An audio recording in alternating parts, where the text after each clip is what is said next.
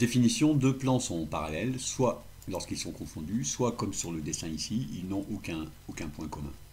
On les a représentés dans un cube pour y voir mieux. L'image la plus simple de deux plans parallèles est donnée par les plans des faces opposées d'un cube. Voilà, on a trois paires de plans parallèles ici. Le plus souvent, pour montrer que deux plans sont parallèles, un dessin de ce type suffira. Et par exemple, pour montrer que la droite D coupe le plan P en A et P' en B, ce dessin ici, avec les pointillés pour bien indiquer les parties cachées, suffit. Si on trouve que c'est plus clair, on peut compléter avec des parallélogrammes. Et bien sûr, s'il y a des angles droits, on les marque. Dès que deux plans distincts ont un point commun, leur intersection est une droite. On pourrait le montrer avec les vecteurs qu'on verra un peu plus loin.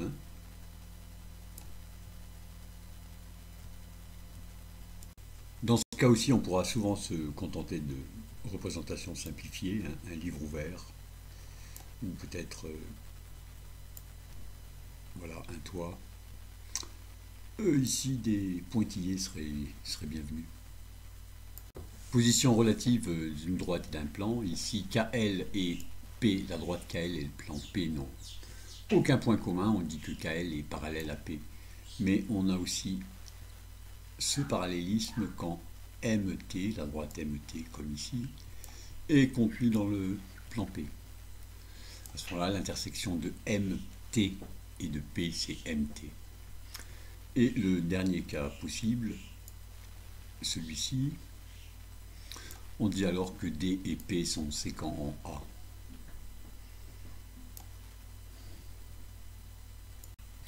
On peut résumer la définition du parallélisme ainsi. Deux objets droite ou plan sont parallèles, si et seulement si leur intersection est vide, on dit alors qu'ils sont strictement parallèles, ou bien un des objets est contenu dans l'autre, éventuellement égal à l'autre.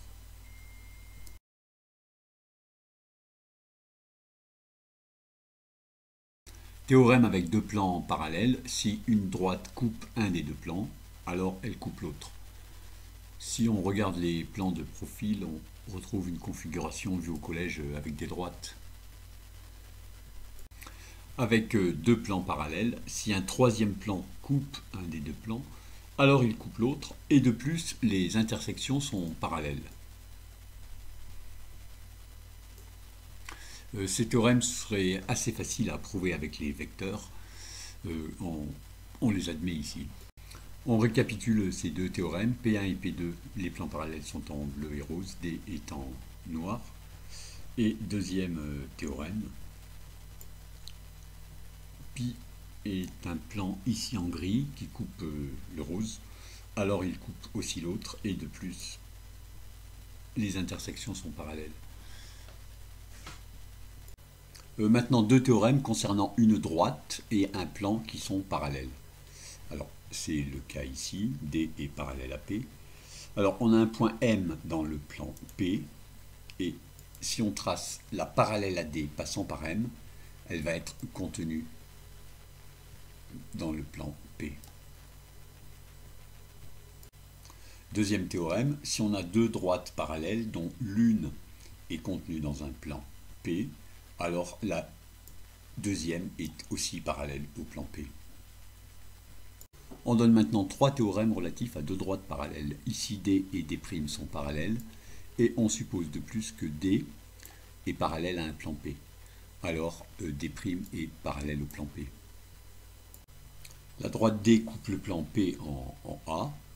Alors, si on considère une droite D' parallèle à D, alors elle aussi, elle est séquente avec le plan P. Dernier théorème, le théorème dit du toit. Alors les hypothèses, deux plans sont séquents suivant une droite AB.